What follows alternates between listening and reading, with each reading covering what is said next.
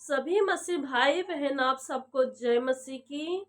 आज के इस वीडियो में मैं आप सबको बताना चाहती हूँ, जैसे आप जानते हैं कि पहलगाम में बहुत बड़ी दुर्घटना हो गई है, जो कि कश्मीर में सब लोग गए थे। बहुत से अपने परिवार को लेके गए थे, बहुत से लोग अपने छुट्टियों पे गए थे, और किसी की नई शादी हुई थी और किसी ने अपने परिवार बच्चों को लेके गए थे।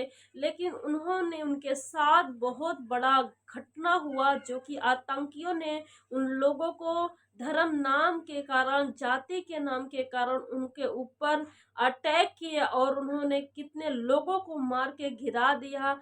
तो आप जानते हैं कि उन्होंने अपने मौत को अपनी आंखों के सामने देखा है, अपने परिवार को मरते हुए अपनी आंखों के सामने देखा। उनके साथ बहुत बड़ा गलत हुआ है उनके साथ। मैं आपको बताना चाहती हूँ कि जितने भी लोग सुन पा रहे हैं उन लोगों के लिए आप प्रार्थना करें, उनके परिवार के लिए प्रार्थना करें। उनके परिवार को परमेश्वर हिम्मत दे, सामर्थ्य दे, बल दे, हिम्मत दे कि जो इनके साथ इतनी बड़ी दुर्घटना हुई है और कोई उन्हें सहन नहीं कर सकता है। कोई इतनी हिम्मत नहीं है मनुष्य के अंदर को सहन करे, लेकिन आप लोग की प्रार्थना के द्वारा परमेश्वर ने सहनशीलता देगा, धैर्य देगा, और परमेश्वर आपके भी परिवार को ब्लेस करेगा। ये परमेश्वर की अनुग्रह है, दया है कि जो कि हम सब जिंदा हैं और परमेश्वर की महिमा कर पा रहे हैं। और वचन में हमें बताता है कि ये क्यों हुआ और किस लिए हुए, ये समय क्या चल रहा है, अंत का समय चल रहा है, यीशु मसीह का आगमन कब हो जाए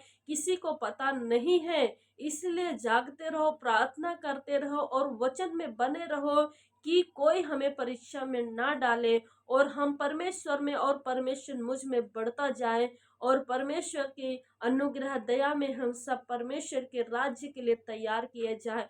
अंतिम समय में हमें धीरज धरना है और सहनशीलता के साथ हमें आगे बढ़ना है। आइए हम वचन से देखते हैं कि वचन परमेश्वर का क्या कहता है। मत्ती रचित सुसमाचार उसका 6 आयत से देखते हैं।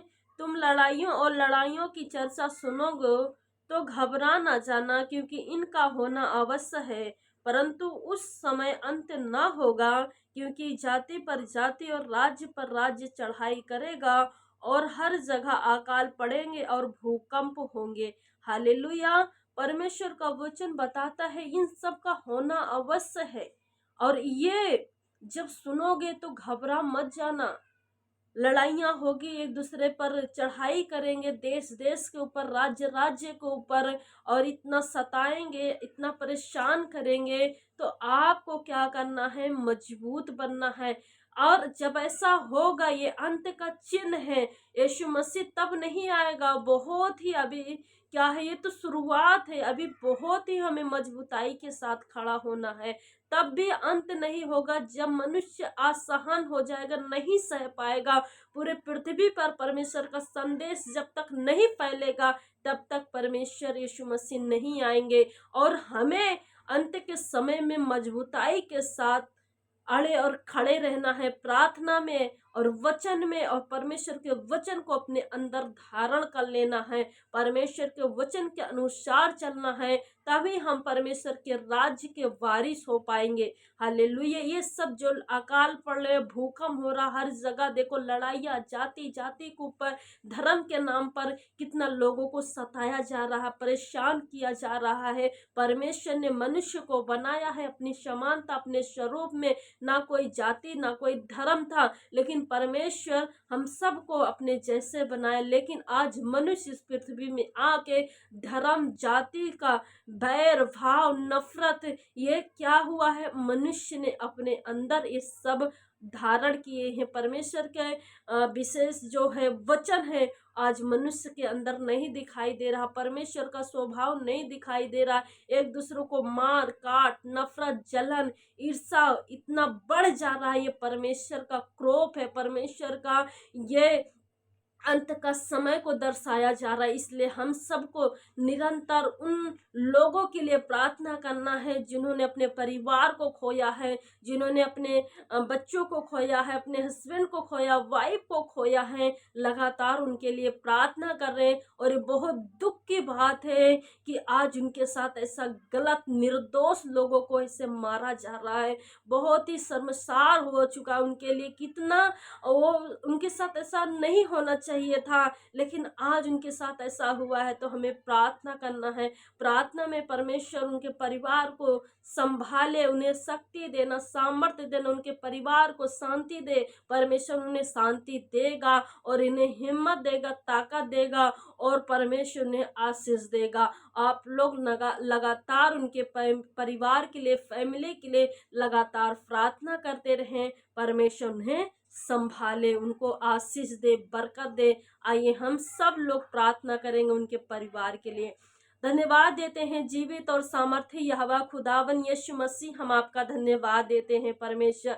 पूरा दिन आपने हम सबको संभाला प्रभु जी, आज का सुंदर समय दिया प्रभु जी, हम आपका धन्यवाद देते हैं परमेश्वर। बहुत से लोग खुदावन आज का दिन नहीं देखे मेरे परमेश्वर, लेकिन आपकी अनुग्रह दया के अनुसार खुदावन आज हम सब जिंदा है खुदावन, इसलिए धन्यवाद देते हैं परमेश्वर। बड़ी ग्लोरी के लिए, बड़ी प्रेजेंस के लिए धन्यवाद देते हैं प्रभु जी। हम प्रार्थना करते हैं प्रभु जी, जिन्होंने अपने परिवार को, अपने बच्चों को, अपने पिता परमेश्वर खोया है प्रभु जी। किसी की नई शादी हुई थी प्रभु, मनाने गए थे प्रभु खुशियां को, लेकिन पिता परमेश्वर के सामने खुदावन पिता परमेश्वर अपने करीब से मौत को देखा प्रभु जी, वो सहन नहीं कर पा रहे प्रभु यीशु मसीह। आप सहनशीलता देना प्रभु, आप सामर्थ्य देना प्रभु, आप उनके घर में शांति दे मेरे पिता परमेश्वर, उनको संभाल मेरे पिता परमेश्वर। तो अनाथ और विधवाओं का परमेश्वर है प्रभु। कई लोगों ने अनाथ हो चुके, कई लोग विधवा हो चुके प्रभु जी, वहां पे जाके मेरे पिता परमेश्वर उन्हें संभाल मेरे पिता परमेश्वर, उन पर अनुग्रह करे प्रभु। अपनी सामर्थ्य दाहिने हाथ को उनके परिवार को ऊपर रखे मेरे पिता परमेश्वर। हे मेरे राजा धन्यवाद देते हैं प्रभु जी, उन्हें हिम्मत ताकत बल देना प्रभु जी।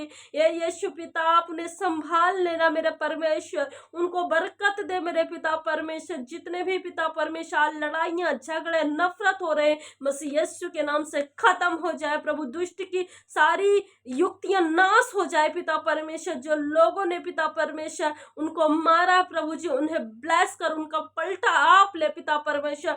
आप न्याय करे प्रभु। जिन लोगों ने निर्दोष लोगों का लहू बहाया प्रभु जी, हत्या करी प्रभु जी, उन्हें संभाल मेरे पिता परमेश्वर। और पिता परमेश्वर आज पिता परमेश्वर उनके परिवार में पिता परमेश्वर सहने के पिता दुख भरा है प्रभु, सहन नहीं कर पा रहे प्रभु ने सहने की क्षमता देना मेरे परमेश्वर, सहनशीलता धीरज की आत्मा देना मेरे परमेश्वर। धन्यवाद देते यीशु मसीह प्रभु जी। आज हर एक के जीवन से लड़ाई झगड़ा बैर भाव नफरत यीशु मसीह के नाम से खत्म हो जाए प्रभु। अपना प्रेम पिता परमेश्वर हर एक के अंदर दे मेरे पिता परमेश्वर। हर एक के अंदर प्रभु आपका प्रेम आए प्रभु जी। आपने पिता परमेश्वर मनुष्य को बनाया प्रभु, अपनी समानता में बनाया प्रभु जी। हे मेरे पिता परमेश्वर आदम और हवा को बनाया प्रभु जी, और पिता परमेश्वर ने अच्छा और बुरा, क्या सही है क्या गलत है, उन्होंने उनके सामने रख दिया प्रभु जी। लेकिन उन्होंने बुरे को चुना प्रभु जी, दुख को चुना प्रभु जी। और पिता परमेश्वर ने कितना आशीष दिया, उन्होंने मारा नहीं प्रभु, परंतु उनको संभाला मेरे पिता परमेश्वर। आज पाप के कारण प्रभु पृथ्वी पर जो दुख आ रहा, जो संकट आ रहा, जो भूकंप आ रहा प्रभु, वो सब टल जाए मेरे पिता परमेश्वर। और आपका वचन खुदावन अटल बना रहे मसीह यीशु के नाम में पिता।